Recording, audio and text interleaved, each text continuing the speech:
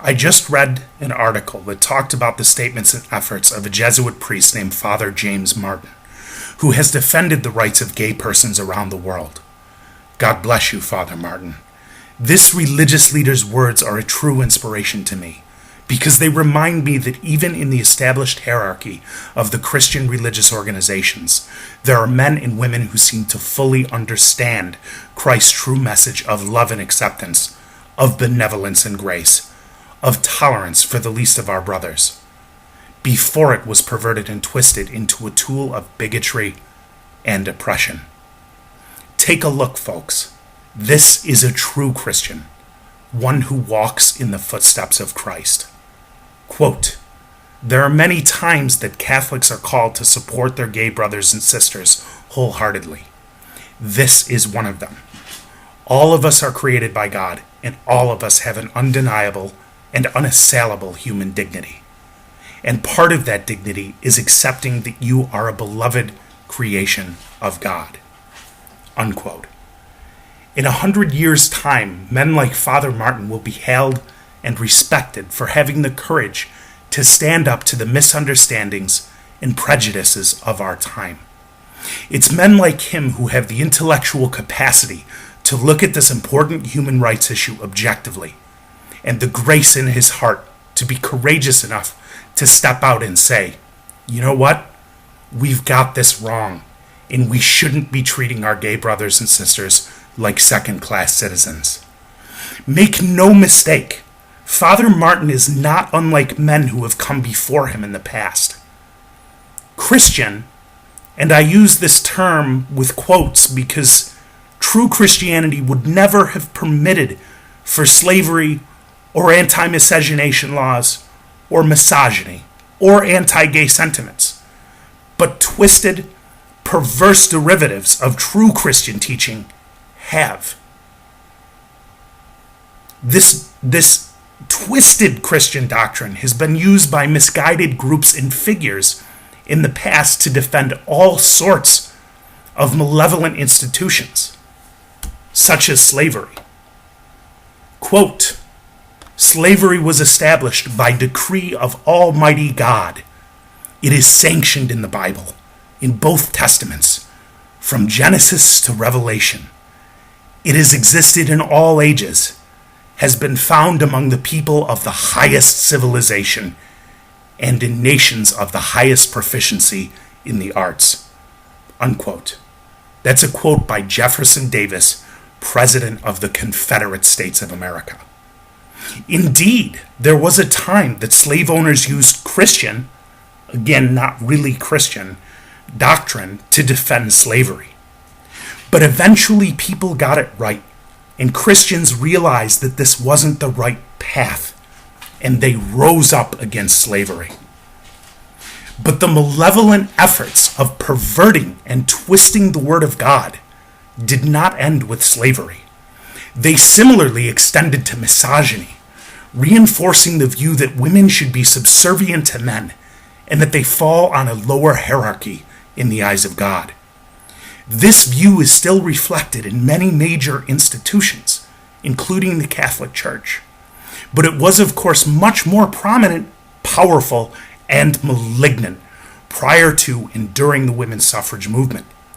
For a good background on that position, one need only take a look at the Catholic Encyclopedia, a misogynist dream that surfaced in 1907.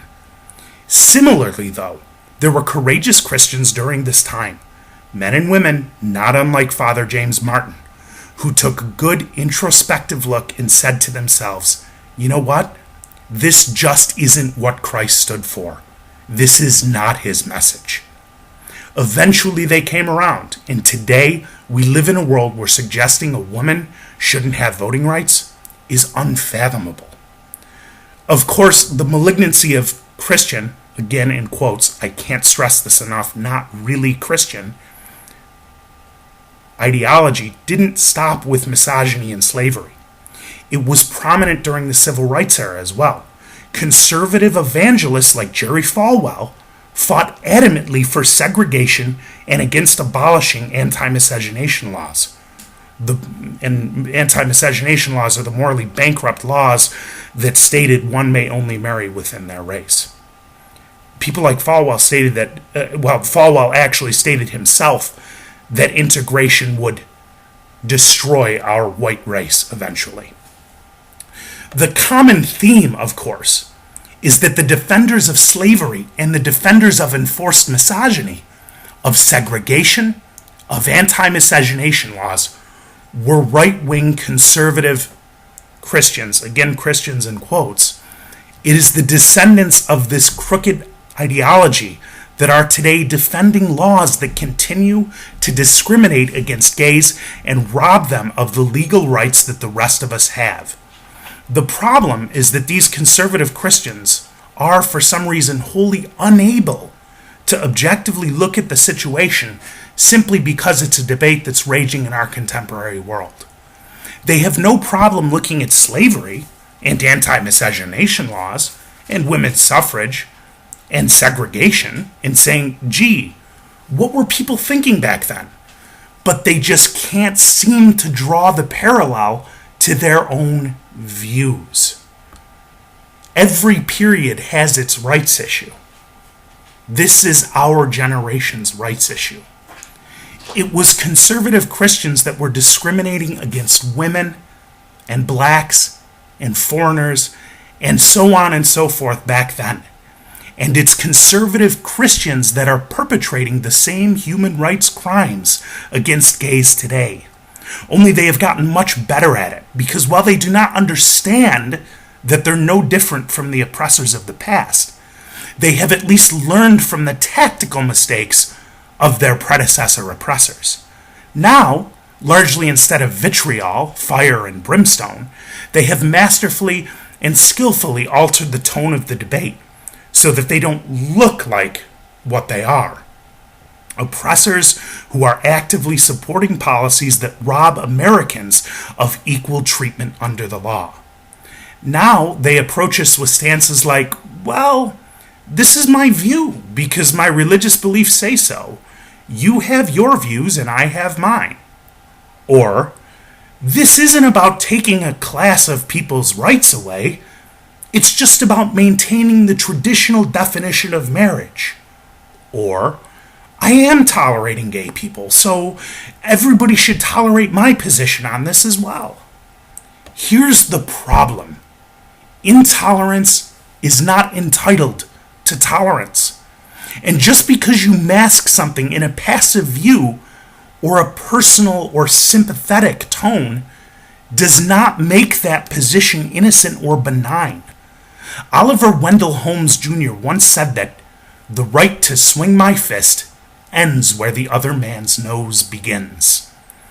The problem with the modern prevailing Christian, and again, Christian in quotes, take on this is that those who espouse it are either actively and knowingly crusading against the rights of others, or they're doing it passively without realizing it, without realizing the gravity and the ramifications, the scope of their actions.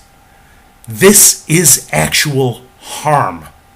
What you need to know when you advocate a position against gay marriage is that you're playing with blue fire, stoking a flame that burns to the very foundations of our legal system and the rights we confer to or deny other Americans. By fighting against gay marriage, you are depriving certain Americans of literally thousands of rights that are afforded to heterosexual couples.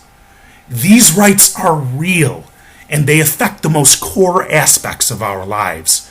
They are rights we heterosexuals take for granted every single day, like the ability to pass one's estate on to our mate when we pass away. Financial security for our loved ones and our significant other is one of the most prominent issues as we approach our final resting place.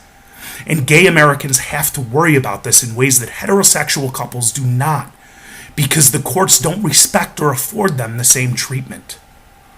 Or for those of you who are married now, imagine yourself in the position, God forbid, of having to worry about whether the hospital would have the goodwill and grace to allow you to sit by the bedside of your husband or wife in his or her final moments? Or what if your mate was a foreigner and you wanted to bring them here to the land of opportunity to start a family and flourish here? Not an option guaranteed to gay couples.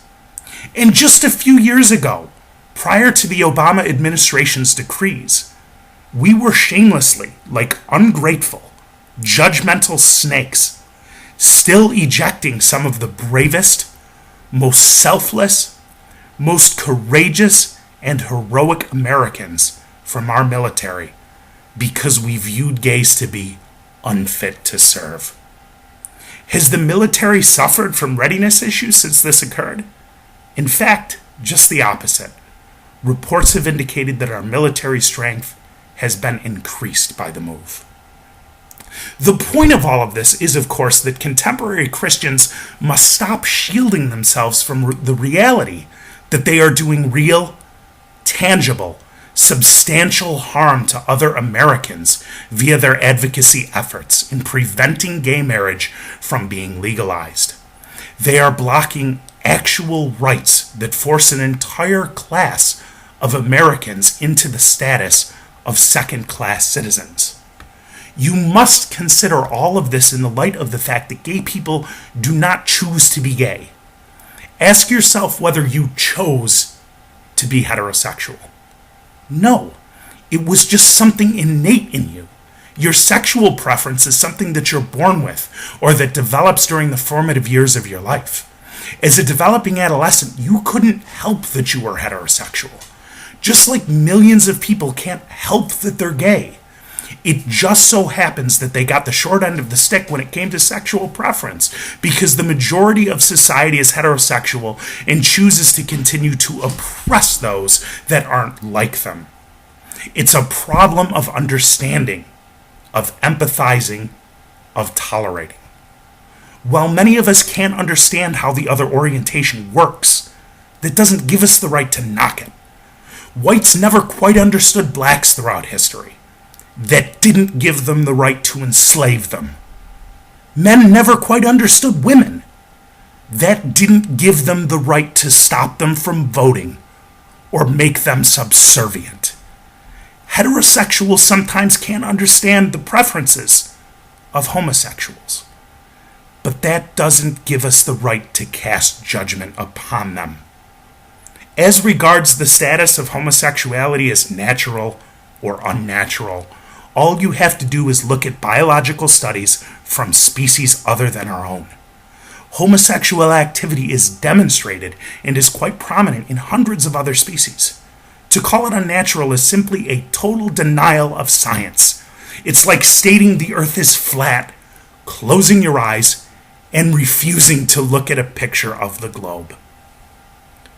The holy texts of the world, of the various religions, have been wrong on a lot of issues and have advocated for a lot of silly things. They have condoned slavery, misogyny, and even in some cases rape, while at the same time banning or condemning silly things like the use of mixed fibers. Polyester, anyone? And the consumption of shellfish. As good stewards of Christ's message, those of us who do follow the word must understand that we have to pull the good from the bad. If Christians before us hadn't done that, we'd still have slavery. We'd still have subservient women. We'd still have anti-miscegenation laws. The list goes on and on. There is so much good to be pulled from the Bible.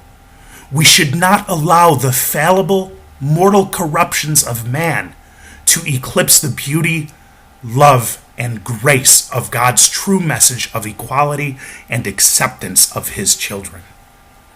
To sum this all up, I implore my fellow Christians and all other Americans, whether you're Christian or not, to step outside the shoes of our times, to look at your behaviors and actions objectively. Think about how people will look back on us in 50 years. Just like historical texts about segregationists and slaveholders, our generation will have its heroes and its villains. It will have those that adhere to dogma and contemporary teachings, no matter how ridiculous or petty they are, despite whether those teachings truly reflected Jesus Christ's message of tolerance, equality, peace, harmony, and love.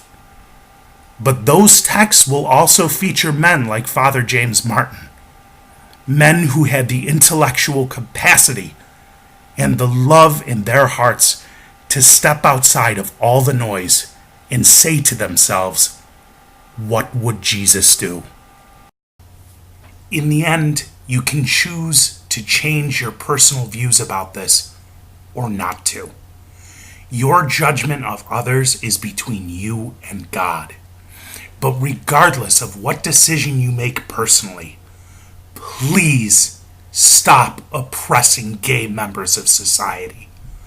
You can believe whatever you want religiously, but this is a nation founded for the purpose of respecting all its citizens' rights, whether they agree with your religious interpretation or not. Nobody is trying to tell your church who it can and can't marry. That's a private religious decision between you and your church. We're asking only that the public laws be modified to give equal rights and recognition to all Americans, separate from religion. That's the spirit and nature of the First Amendment. It protects the religious from government, and it protects everybody else from religion. So all that said, I leave you with this. You can promote rights or equality, or you can fight against them. You can do right, or you can do wrong. But regardless of the path that you choose, stop hiding behind a religious text or the teachings and justifications of some other person while you do so.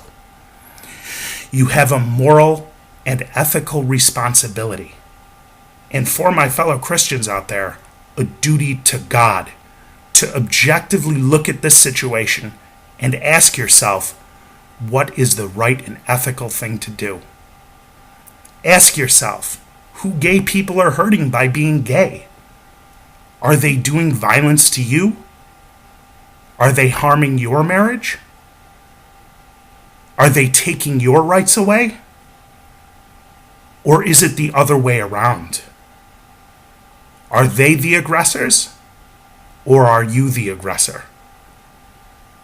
I'll let Jesus have the last words on this one.